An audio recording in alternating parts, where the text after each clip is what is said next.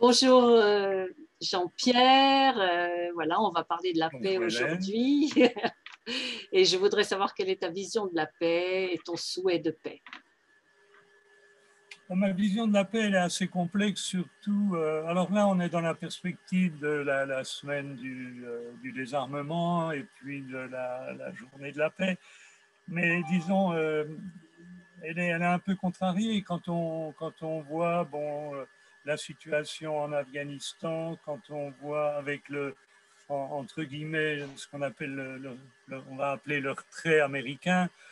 Disons, c'est assez terrible quand on voit, on a la préparation, enfin le rapport du GIEC qui vient de sortir, disons, la vision de la paix, ce serait un monde qui serait complètement différent. Ça nécessite sans doute un retour au multilatéralisme, beaucoup plus de compréhension et puis comprendre qu'on va véritablement droit dans le mur.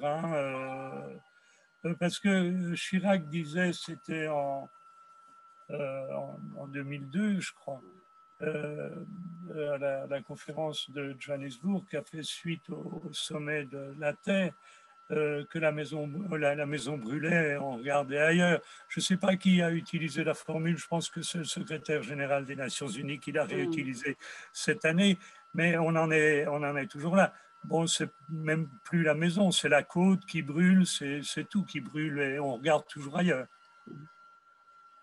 Pour moi, c'est essentiel. Alors, euh, on a eu, disons, on a eu 3 ou 4 décennies, disons, on a eu c'était pas nos 30 glorieuses, c'était pratiquement nos 40 glorieuses aux Nations Unies, où le multilatéralisme a eu le vent en poupe en termes de politique de sécurité, avec les traités qui ont été basés sur les accords américano-soviétiques. Et puis, ça s'est accompagné aussi d'un multilatéralisme sur le plan économique. On a eu la Convention sur le droit de la mer des Nations Unies en 84, qui faisait appel à la solidarité entre États.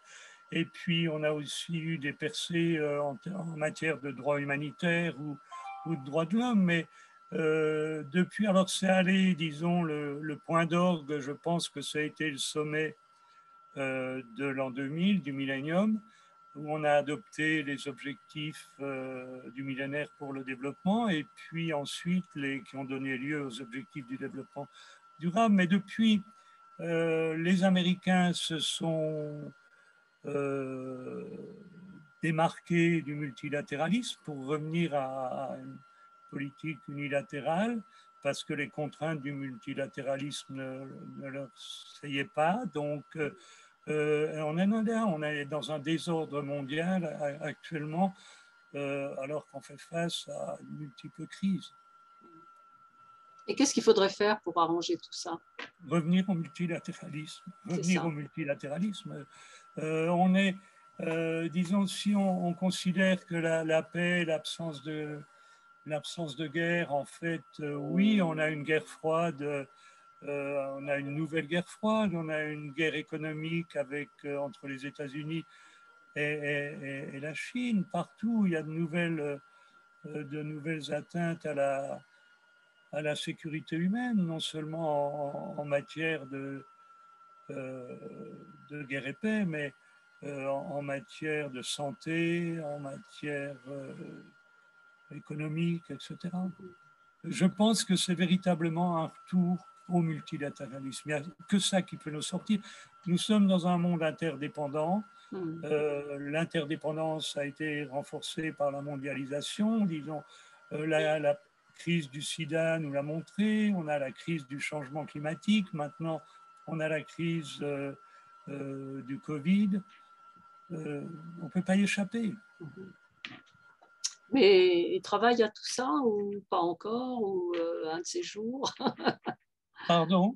Je veux dire, les Nations Unies, ils travaillent Ben, déjà? les Nations Unies travaillent, les Nations Unies n'ont plus le vent en poupe, puisque les États sont tous sur des stratégies unilatérales. Bon, c'est très, très difficile, je pense. les États-Unis, partis dans leur bras de fer avec la Russie, se détournent des accords de désarmement. Alors, les Nations Unies, alors c'est pas spectaculaire, disons, mais heureusement, il y a encore les COP. Là, on va avoir, c'est la COP 26, je crois, Oui, et d'Hambourg au mois d'octobre, heureusement. Mais bon, le développement et ces questions-là n'ont jamais fait les manchettes des journaux. Il y a que les catastrophes. Oui, donc c'est tout à revoir, en fait.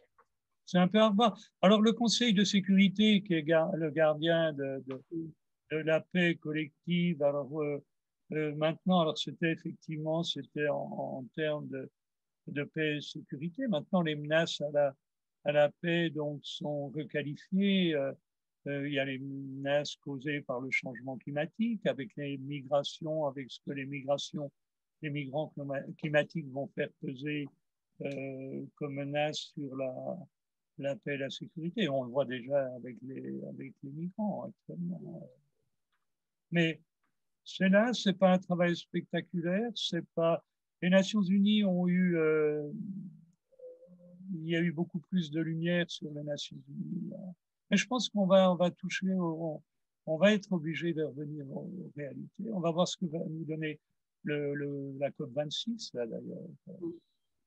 Ben oui, normalement il y a des hommes de bonne volonté dans des hommes et des femmes de bonne volonté. Oui, il y a beaucoup, c'est ce qui me surprend toujours, parce que j'ai beaucoup, j'ai eu souvent l'occasion, et j'ai encore l'occasion de travailler avec des associations. On voit, disons, dans n'importe quel secteur, il y a, qu'on prenne, disons, sur la sécurité économique, les besoins de base, on voit des gens comme Terre des Hommes ou le Secours populaire, le Secours catholique, qui font vraiment un travail énorme. Dans la rue, on voit qu'il y a plein de gens de bonne volonté qui s'engagent. Ouais, c'est la majorité, oui, c'est la majorité. Oui, et puis, et puis après, disons, tout s'évanouit, disons, au niveau politique, c'est terrible. Alors, comment on pourrait arranger ça? Tu aurais une idée, voilà. Si, il faut continuer, c'est aux jeunes, disons, je pense, j'espère, et disons, les jeunes ont l'air plus engagés sur la question du climat. Peut-être qu'ils sont moins égoïstes que nos générations l'ont été avec les 30 glorieuses en France, où le pétrole était... on a abouti à la crise du pétrole en 1973, mais on a vécu sur des empires coloniaux, on a vécu... je pense qu'ils sont... et puis je pense qu'ils font peut-être... Ils sont motivés. Oui, oui, puis malheureusement pour eux, ils ont peut-être des conditions économiques qui sont plus difficiles que celles qu'on a connues. Hein. C'est pour ça. Donc, c'est les réalités qui vont s'imposer si c'est pas disons, une volonté affirmée, une démarche volontariste des gens, quoi. Mais il faut continuer à travailler. Et c'est vraiment un appel aux jeunes. Et bon, de toute façon, c'est eux qui nous en sortiront. Hein, c'est pas. Oui, et puis il y a tout ce qui a été fait par rapport aux femmes aussi. Maintenant, ça commence à être su pour la condition féminine et pour voilà, toutes les violences faites aux femmes. Tu nous en avais parlé dans une autre réunion comme ça.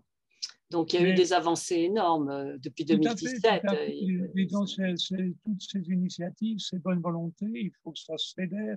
Il faut qu'au niveau politique, il faut regarder au-delà d'une élection, d'une prochaine élection, etc. Il faut accepter, disons, de gouverner et de gouverner courageusement, quitte à perdre l'élection suivante. Mais je pense qu'il n'y a que le courage qui peut faire gagner. On va voir ce que ça va donner avec le plan, les propositions de la Commission européenne sur le climat, qui vont beaucoup plus loin que ce qui a été proposé en France, avec Fit for 55, quand ça va venir au Parlement. On va voir comment vont se démarquer les votes. Et je pense qu'il n'y a pas de parler de compétitivité, de choses comme ça. C'est pas de la compétitivité qui va nous sortir. La compétitivité, quand il n'y aura plus d'humains, les humains auront été grillés sur Terre. Oui, ça ne sert à rien. La compétitivité. Hein. Ouais. Mais je crois qu'il faut garder le courage, l'espoir, et puis au moins se dire, disons, que malheureusement, bon, quand on voit ces phénomènes climatiques exacerbés, maintenant, c'est malheureux, c'est grave, mais au moins peut-être que ça va faire comprendre aux gens que ça existe, que c'est une réalité, qu'on l'appelle changement climatique ou autrement. avant réchauffement climatique, tout le monde en rigolait quand il neigeait, quoi. Donc, voilà, mais espoir, courage, et je crois que ce sont Et bienveillance. c'est la baguette magique, non? Voilà. Bah, écoute, je te remercie beaucoup. Je t'en prie, j'espère avoir été Ah bah, c'est très honnête. clair. Je crois qu'il faut être réaliste. Ouais.